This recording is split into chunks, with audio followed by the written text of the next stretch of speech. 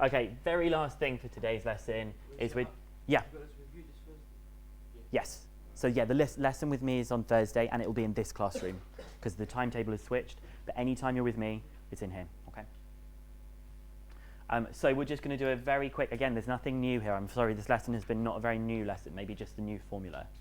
We're just going to remind ourselves about the intersection of two lines. When did we come across this topic before?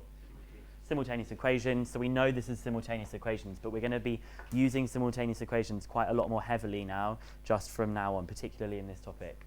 So it says the diagram shows two lines with equations y equals 3x and x plus 2y equals 4, which intersect at the point P.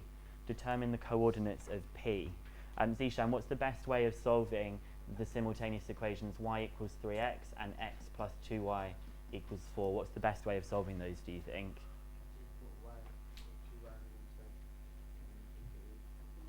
Put the 2y onto one side and do some taking away. I think there might be a quicker way of actually doing that one. I would probably do substitution. I would probably just substitute in place of y. I would put 3x.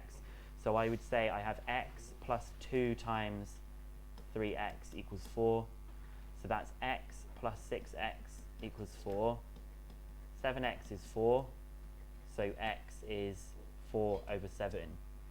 But that's not quite the end of the question because it wants to find the coordinates of P. So you also have to find y. Now if x is 4 over 7, y is 3x, so y is 3 times 4 over 7, which is 12 over 7. So the coordinate of P is 4 over 7, 12 over 7. Okay?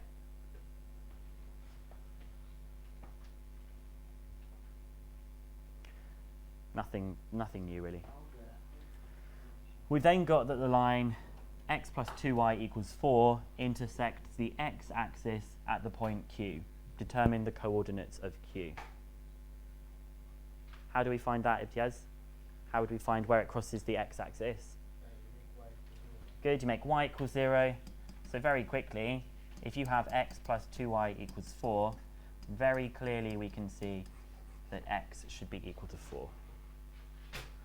You have got 7 minutes to do the exam question, which is on the next page, and that's us finished up for today once we've done that exam question. So you've got 7 minutes for the exam question at the top of the other page, and then I will tell you what your homework is.